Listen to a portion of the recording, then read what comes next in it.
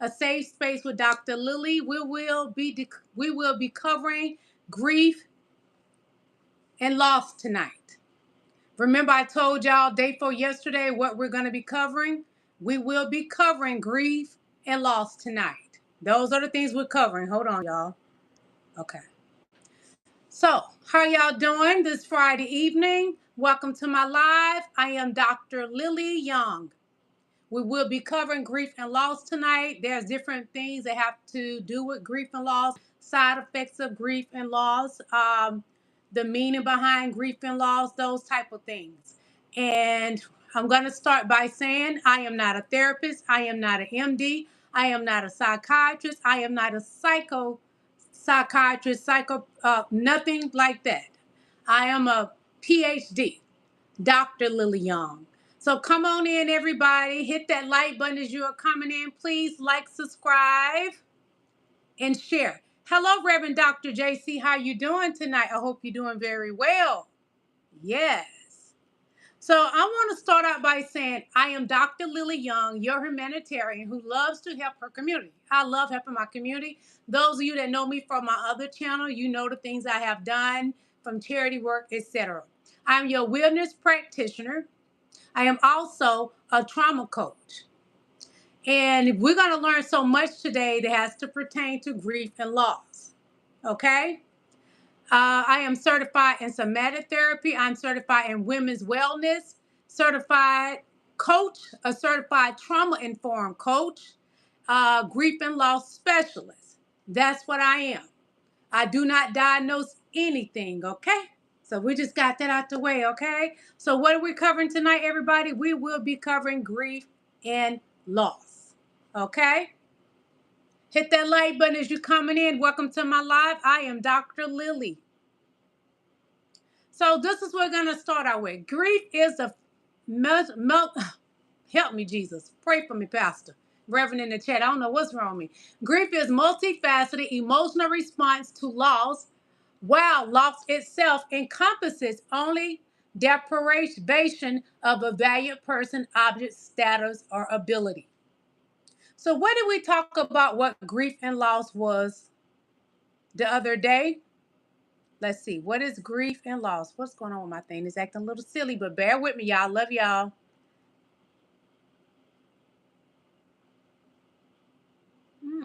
Hold on, everybody. Don't give up on me because I ain't going to give up on you. Grief and loss. What you must do with grief and loss, and what is grief and loss? Hold on. What you said, take your time. I know I need to take my time. I'm going rather fast, ain't I? Ain't I? Hold on, Pastor. Okay, I got my notes over here because some reason I cannot find what I saved it on my iPad. Okay, grief is the natural acute emotion and physical response to a significant loss. What is loss? Loss is the act of losing someone or something of the state of being deprived. So the other day before yesterday, I gave you an example of loss. I told you about Annie's daughter went off to college, but Annie was in her appointment with her counselor, her wellness practitioner. And Annie kept talking about everything, but she kept going back to her daughter went off to college. And if you pay attention to your client's body language, facial expressions when they're talking about certain things, then you would know exactly what that loss is. When she would mention her daughter, she become very sad. When she would talk about her daughter went off to college, it had an effect on her. That is where her loss is. Annie was so used to her daughter being with her for the whole 18 years of her daughter's age. That was her loss. That was like a significant loss to Annie. So loss is the act of losing someone or something or the state of being deprived. She felt deprived of her daughter's presence, okay? Now, to get back to grief is a multifaceted emotional response to loss.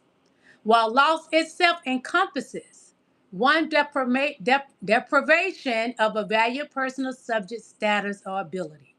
So I told y'all about my book, The Purple Cinderella. Uh-oh, it ain't even showing on the screen because I got that up.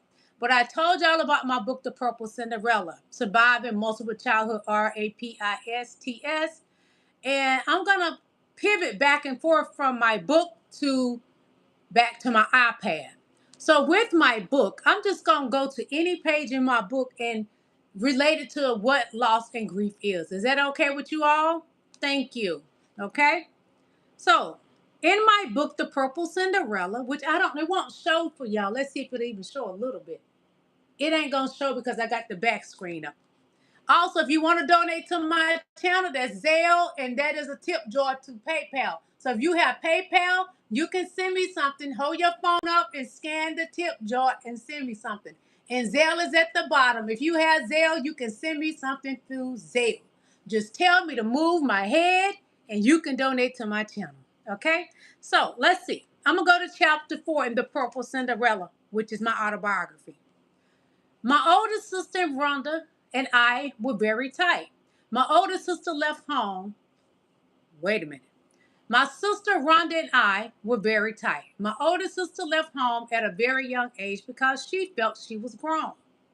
She had always known that my father wasn't her father. Her and my brother were grown and out the house, out the door. Well, she would come visit us. She would always bring me a gift or a treat. But she would never bring my sister Rhonda anything. She would even take me places with her. So when she was around, she would tell me to not play with my sister Rhonda because Rhonda was too black. Rhonda felt mistreated by this. Rhonda had grief because she felt neglected. She felt a lot of times she didn't feel loved. My sister Rhonda even tried to unalive herself before. So that is grief. Okay? We were lighter complexion than Rhonda. She would tell me to call her Blackie. That's what my older sister would tell me to call my sister Rhonda. I was just a child. I didn't know any better, so I would do it. Rhonda would run away and cry. She's feeling the loss of her baby sister, me, being taken away by our older sister and treated differently. So there's grief with my sister Rhonda in the past.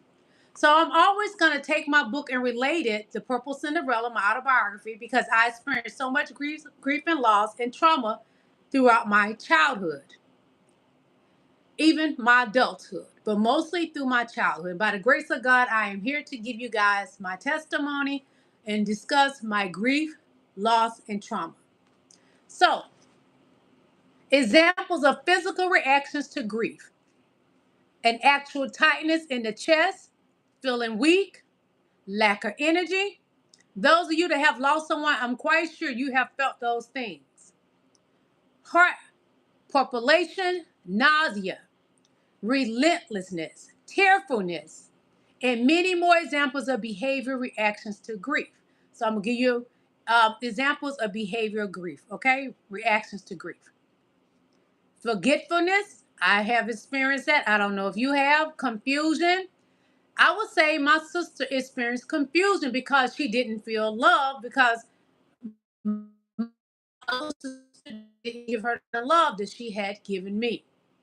Dreaming of the person you lost. I wouldn't say she necessarily dreamed of me, but she felt a loss. When my other sister would come around, she would pull me away from her and take me places and deprive her of the love that she was giving to me. Absent-mindedness. I think we all have experienced absent-mindedness. Have you ever experienced absent-mindedness before, Reverend Dr. JC? I definitely have. I can recall even when I was younger, after losing my father, I could study for something. And once I sat down in a class to take the test, my mind would just go blank. And that had to do with the loss of my father. I was grieving him. So my grief was forgiveness. I will forget a lot of things. And I'm going to say this. In my presence of menopause, I have menopause brain, forgetfulness. Yes, I'm grieving in menopause. Confusion, dreaming of the person you've lost, absent-mindedness. Yes, definitely absent-mindedness. So these are what I'm going to talk about next is examples of emotional reactions to grief. I'm sure we all have felt this. I kind of tapped into this a little the day before yesterday when I went live. Um, anger. Anger is a reaction to grief. Shock is a reaction to grief. Anyone in the chat that experienced grief, can you tell me if you have experienced any of these things? I'm quite sure sometime in your life, as someone that experienced grief and loss, have experienced anger, shock, denial, numbness, loneliness, relief, empathy, irritability, misplaced anger. So I'm going to go to a place in my book again, The Purple Cinderella, and we're going to relate some of this to grief and loss. Yes, to grief and loss. Okay. Let's see. Okay, page 38 in my 39 in my book. I was a mad black woman. I felt like I didn't deserve any of this. One person can cause so much ruckus in my home. Boy, I really wanted to cry, but I couldn't cry. I was crying inside. I told myself to calm down. I called my attorney. We talked on the phone for about 30 minutes. He told me to come down to his office to see what all he could find out. Well, I came to find out that they were looking for a GUN that was used to unalive this guy. All I kept thinking was, God, please just let me cry. I would feel better, but I never cried. Well, we went to court for a long time. I had to face that demon named D in court. God told me to look him in his eyes. I looked him straight in his eyes when I testified. I really didn't know much about the unaliving except he borrowed my vehicle. I honestly didn't know anything else. Well, the last day for court came along. I was so happy that this would be over. I felt like I could breathe again. For all of those months and weeks, I felt like someone was smothering me. The weight had been lifted. So here's my grief in this page 39 of my book, The Purple Cinderella. Someone unalived somebody in my vehicle. I let them use my vehicle. They unalived somebody in the vehicle. I had nothing to do with it. A couple of days later, they brought my vehicle back to me because we switched cars and we would do that often. So I didn't think anything of it. He was someone that I was seeing. And he unalived someone in my vehicle. That traumatized me, caused me a lot of grief because I ended up finding out it was someone that I actually went to high school with. So that traumatized me, caused me a lot of grief, caused me grief because I had to go to court and testify for something I knew nothing about. But the point that he used my car made me have to go testify because he used my car and did it in my vehicle. So I had to go to court and testify. It caused me a lot of grief. Scared I would lose my daughter. All kind of things was going through my mind. I had an exam that day that I was paid a visit from the 3-letter word team. Um, it really traumatized me. I had nightmares from that. The thought that if this could be bad for me, could I lose my daughter? I did not lose my daughter. I did not have to do anything but just go testify for what I actually knew, and I didn't know much. So it worked in my favor that I didn't know anything. Okay, what you said, Reverend? Yeah, the alphabet boys. Thank you, thank you so much. But so that was my grief in that, and I wanted to cry and I couldn't cry. The last time I had cried at that moment was when my father died. I didn't cry when my mother died because I didn't know her. I didn't know those emotions. When my father died, I cried, and I didn't cry no more till I got 38 years old, which that's in my book too. Hold on, let me take a sip of water, y'all.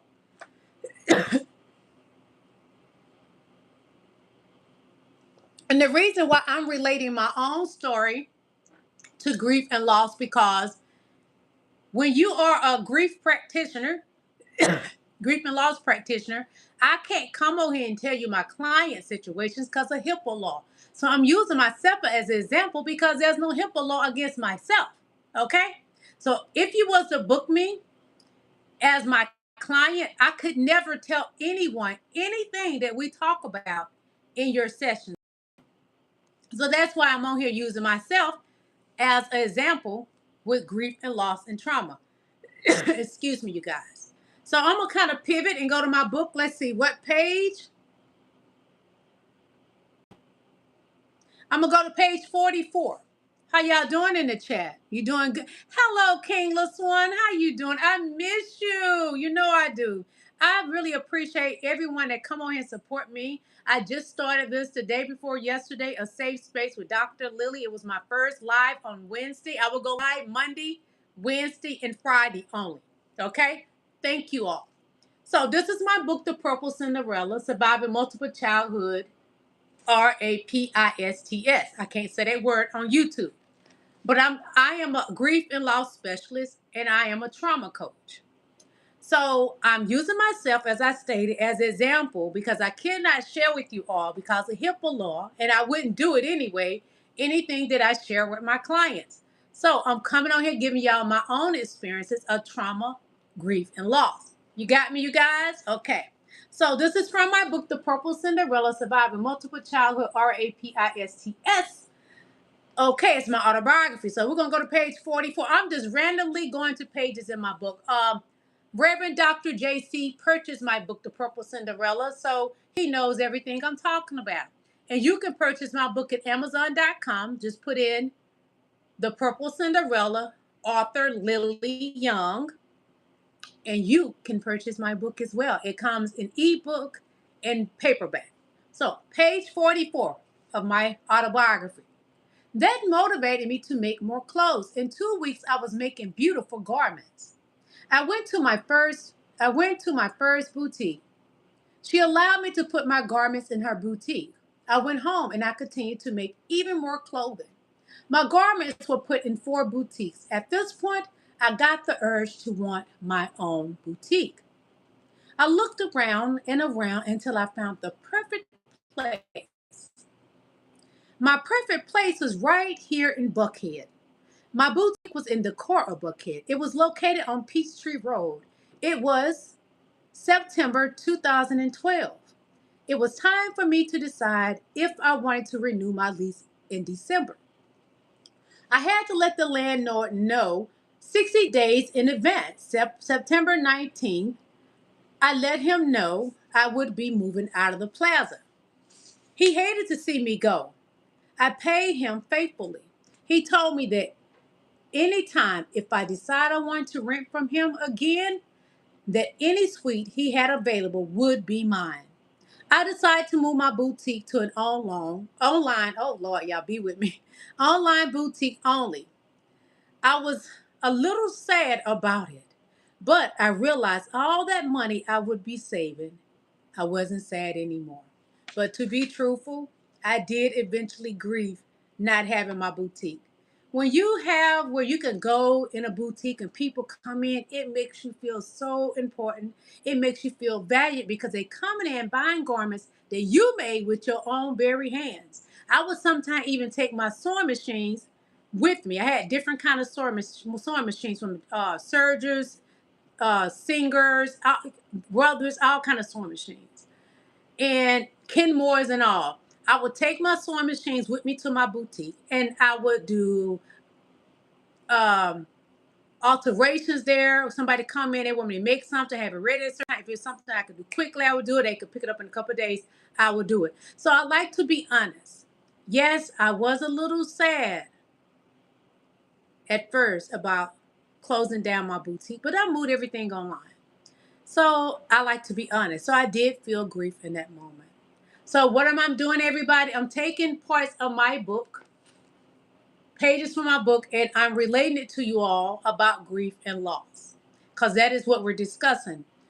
I am a wellness practitioner, and I am a trauma coach. So that's why we having these discussions. This is a safe place with Dr. Lillie, and I am Dr. Lillie Young. So we're gonna continue. How y'all doing? Kang says, "Oh, okay, yeah, stay a little longer, Kang. Get to know me, okay?" And thank you for the purple hearts, Dr. Reverend JC. Hallelujah. Thank you. Okay, so let's see what page I'm gonna go to now, you all. Okay, page 18 from chapter 4. Okay. Y'all doing okay? When it came to fighting, she would start throwing Bible quotes about why people shouldn't fight. Yes, God is real, but it wasn't going to save her from a butt kicking. Not all children know the Lord.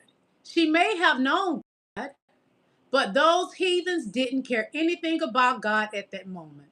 Well, it was time for me to put my boxing gloves on. Rhonda had started something, and I had to finish it. I was a mean fighter. No one wanted to fight me. Well, I kicked butt, and I didn't care to take names. I won, and that was all that mattered. Well, it was a weekday.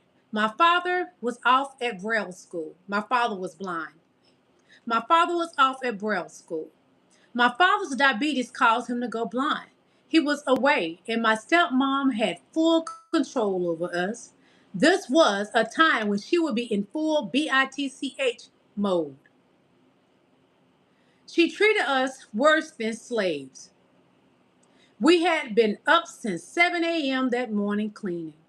It was now around 5 p.m.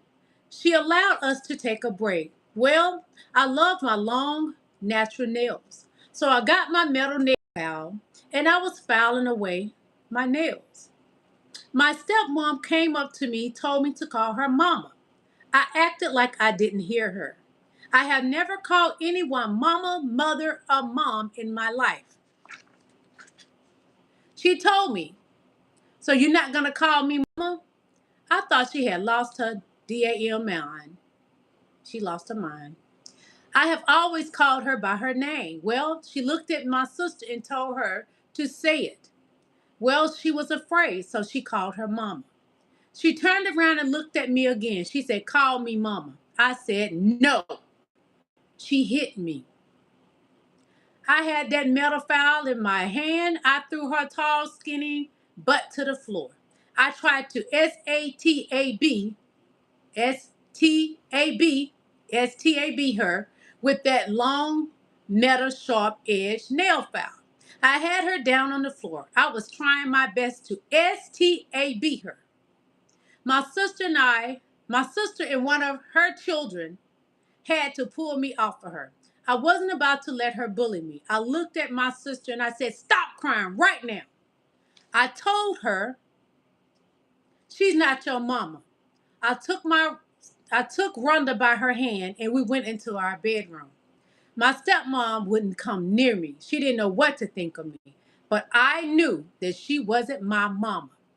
It's a fact. I never called anyone in my life mama, mother, mom, or anything adjacent to mother or mama in my life, and I'm 52 years old.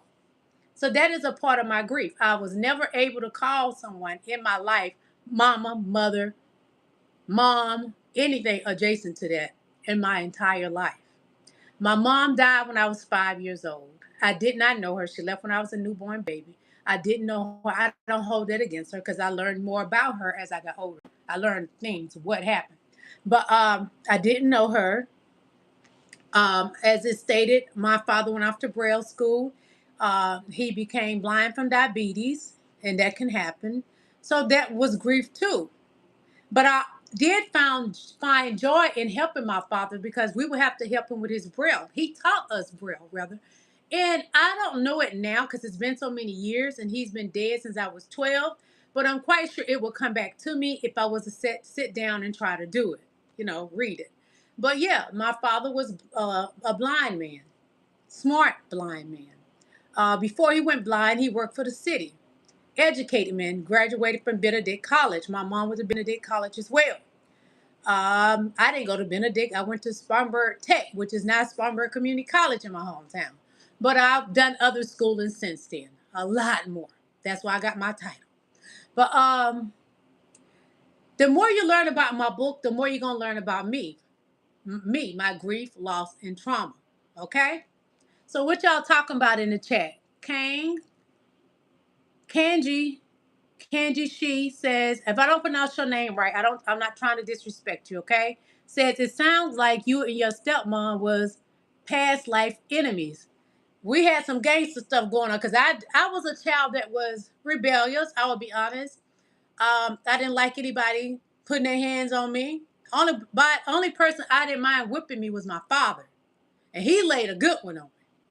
But I would never cry, y'all. I would get whippings and I never cried. So they would beat me with anything because I would never cry. I got beat with a 2x4. I got beat with a plate. I got beat with a extension cord, and I would never cry.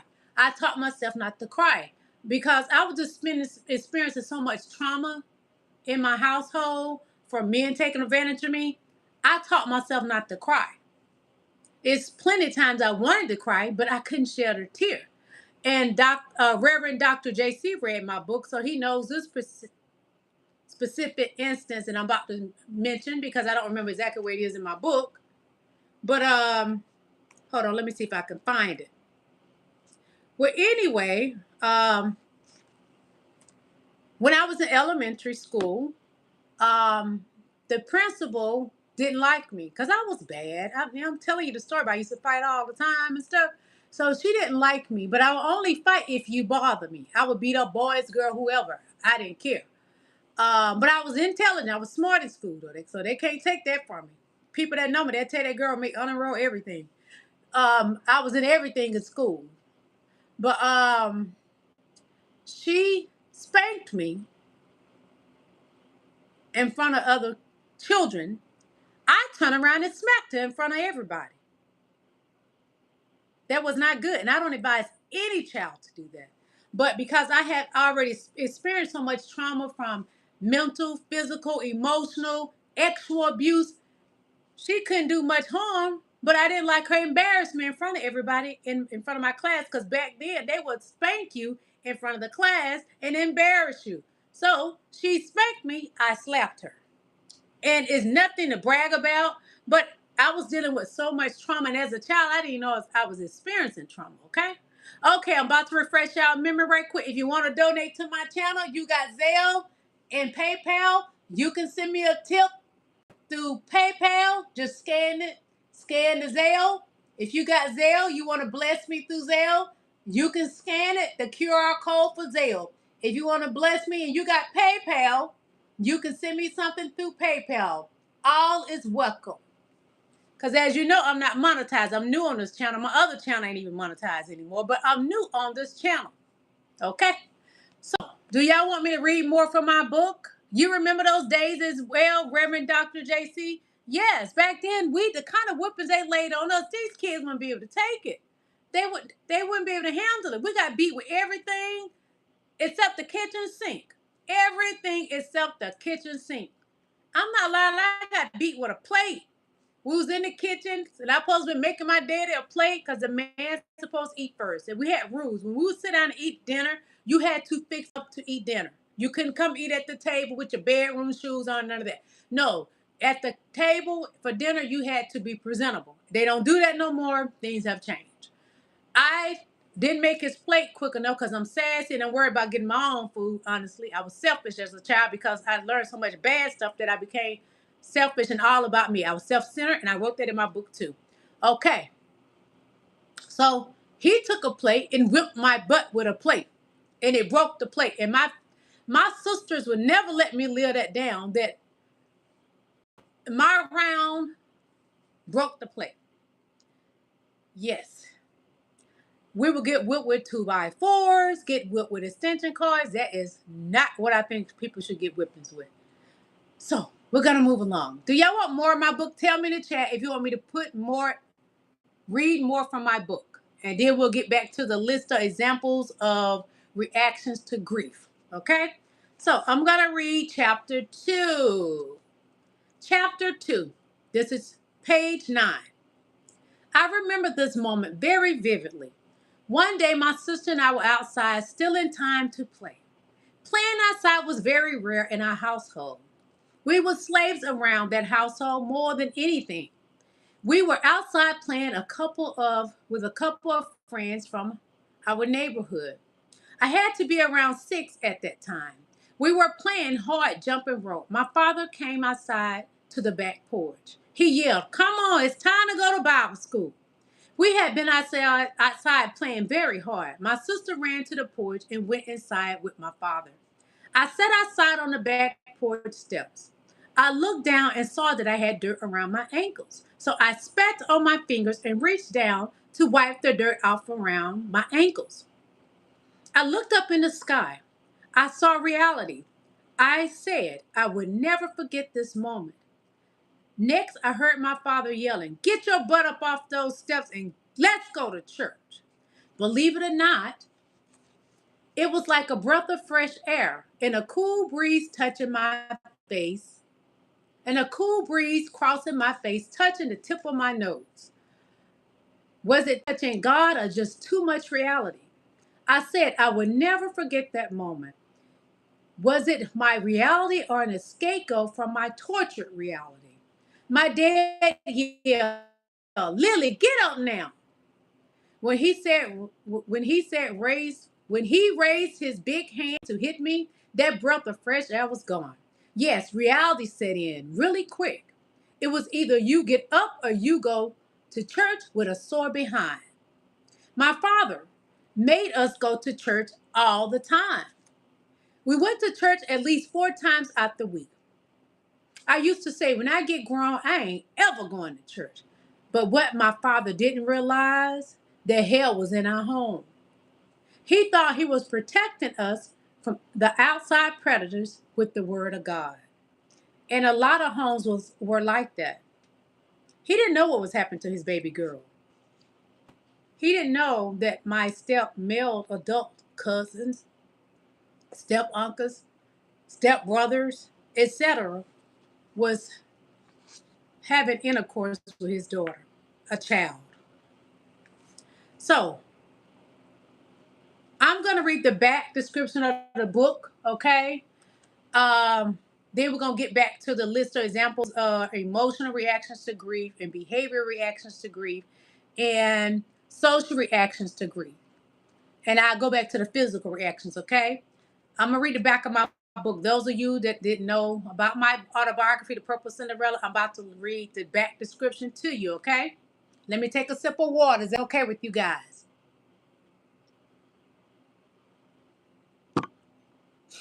Okay. I am the Purple Cinderella. I got my glass slipper back at the age of 38. What led me to that moment was a life full of heartache and pain. I found myself at the point of suicide. In that pivotal moment, I got my glass slipper back, my life. I walked around dead inside for many years. My heart-wrenching childhood took me there. I was raped by my adult step brothers, some of my step uncles, some of my adult step cousins, and other men. They all stole a part of Cinderella's glass slipper.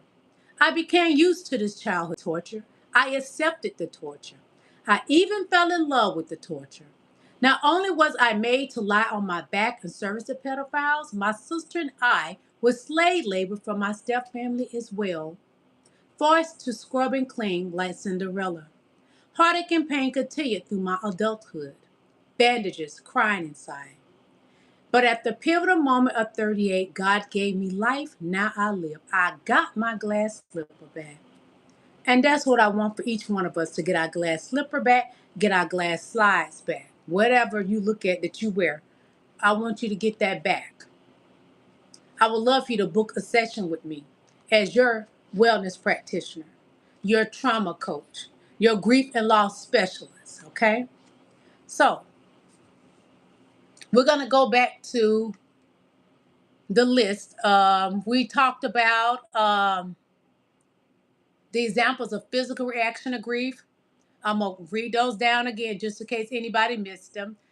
Actual tightness in the chest, feeling weak, lack of energy, nausea, heart palpitations, restlessness, tearfulness, and many more examples. Okay, now we're going to give you examples of behavior reactions to grief: forgetfulness, confusion, daydreaming of the person you lost, absent-mindedness. Examples of emotional reactions to grief: excuse me, anger, shock, denial, numbness, loneliness, relief, empathy, irritability, misplaced anger. That happens a lot. Examples of social reaction to grief: being unusually dependent on other people.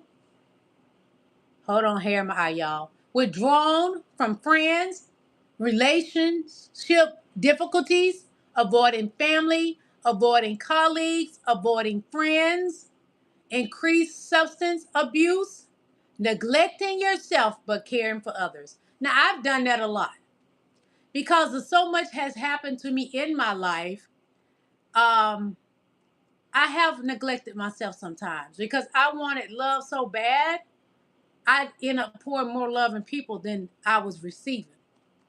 So that's something that can happen. That's after I had a pivotal moment. Because before my pivotal moment, I would be honest, I was very self-centered. Yes, I was kind to people, but I was cruel to men. I'll be honest. So, what is your take from this, Reverend JC, what we talked about today? Can you give me your take on it in the chat, please?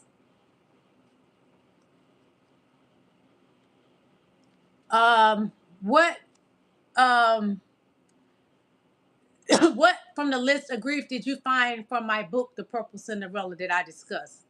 Do you have anything that you would like to say? If not, it's understandable. And as I said Wednesday, grief is something that is a lifetime to work on. Counseling can help you. Talking to your reverend, your pastor, your bishop, going talking to a grief and loss specialist like me, a trauma coach like me, talking it out. And I am your listening ear.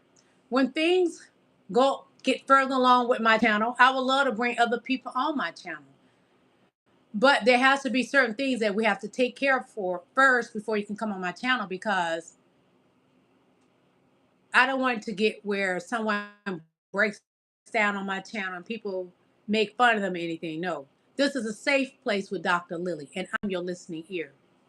So I would love to be able to do something like that with my channel. I will take other situations I've learned about, like I gave y'all the example of Annie. I will give y'all examples of things that pertain to different situations and behavior from grief and loss and trauma. Like the other day, we did the 4 F's, which is the 4 F's of trauma response: fight, flight, freeze, and fawn. I'm gonna always have different things that we can discuss because I got different printouts. I gathered so much from my courses that I took, had to take to get certified. So we will discuss different things. Okay. And if you like to purchase my book, The Purple Cinderella, it is on Amazon.com. Put in Author Lillie Young, The Purple Cinderella, and you can purchase it in an ebook or paperback. Yes, ebook or paperback. So that's what we talked about today. We talked about grief is a multifaceted emotional response to loss, while loss itself encompasses in deprivation of a valued person, object, status, or ability. And I gave y'all a list from examples of physical reactions to grief, examples of behavior reactions to grief. My behavior of being a bad student in school was because of the grief I was experiencing in my home. Emotional reactions to grief, examples of social reactions to grief. I actually gave you an example of emotional reactions to grief when I read the back of my book and gave you a description from The Purple Cinderella, my autobiography. And I told you about I was considering suicide. I told you about that, which I never went through with it. So that was emotional reactions to grief. Um, heartache and pain.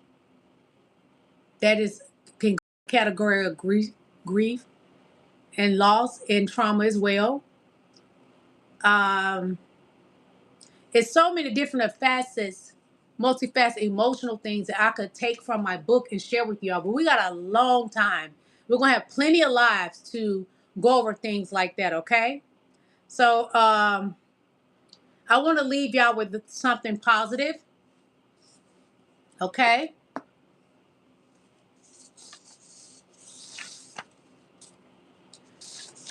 grief and loss is not punishment. And why am I saying that? Because some people, when they experience a loss, they feel like, could I have done more? For example, someone that is married and they experience a loss such as disenfranchised grief. So I'm gonna read this to you right quick. Then we're gonna be getting up out of here. Disenfranchised grief. This is very important because I was gonna tap into this about someone that loses somebody doing divorce. Hold on. Disenfranchised grief. Grief can be disenfranchised whenever you feel that your loss isn't validated by others. This can happen when a culture or society doesn't recognize your loss. For example, there can be a strong stigma attached to death that results from an overdose of suicide, or your feelings of grief may be discounted. Alternatively, perhaps the death of someone was someone others think you shouldn't or wouldn't grieve for. Say, a former spouse or a gang member, or even a same sex partner. Anytime a loss isn't recognized or you don't feel seen or heard in how you're feeling and grieving, the result may be disenfranchised grief. Note that disenfranchised grief can also occur in cases when a loss isn't due to actual death, but rather the result of a traumatic brain injury, substance abuse, or mental health conditions that alters a relationship significantly. Then we're going to discuss traumatic grief. Okay? Traumatic grief is a common result of trying to process grief when there's added trauma that comes from horrifying, unexpected loss or violent death. It can result in an, an any impairment of your daily functioning in life. From my book, The Purple Cinderella, it really fits trauma grief because I experienced so many traumatic things in my childhood and in my teen years, and some in my adult years, but I became much stronger in my adult years. But my trauma did put me at the point of suicide. And I talked about that just now from my book, The Purple Cinderella. Again, you can buy my book on Amazon.com, The Purple Cinderella, Surviving Multiple RAPISTS. That is my autobiography. Again, if you'd like to donate to my channel, you can scan the QR code. One is from PayPal and one is from Zelle. If you have PayPal, you can donate and send me a tip through PayPal. If you have Zelle, you can donate and send me a tip through Zelle.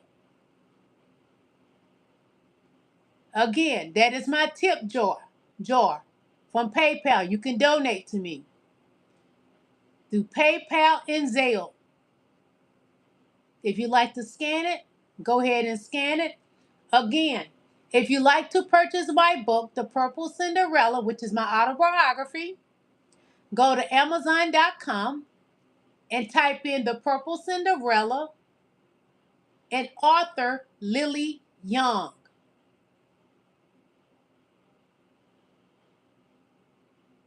If you'd like to donate to my channel, that is how you can donate to my channel. Scan the QR code for PayPal, donate. Scan the Zelle QR code and donate.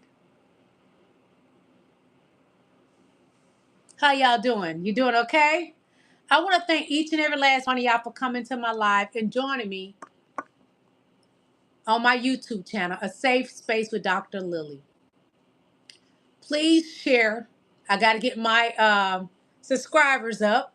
Please share, like, comment, subscribe, please. I need y'all to subscribe. That is so important right now. Please subscribe to my channel. Thank you for coming to A Safe Space with Dr. Lillie. I hope that you have gathered information that could be helpful in your life or someone that you know it could be helpful in their lives, and share. Share this video with someone that you know is experiencing grief and loss and trauma. Please share with them. It's so many of us in this world and in this timing that are experiencing grief, loss, and trauma. Share this video. It is imperative. I love you guys, and I'll see you Monday. Bye.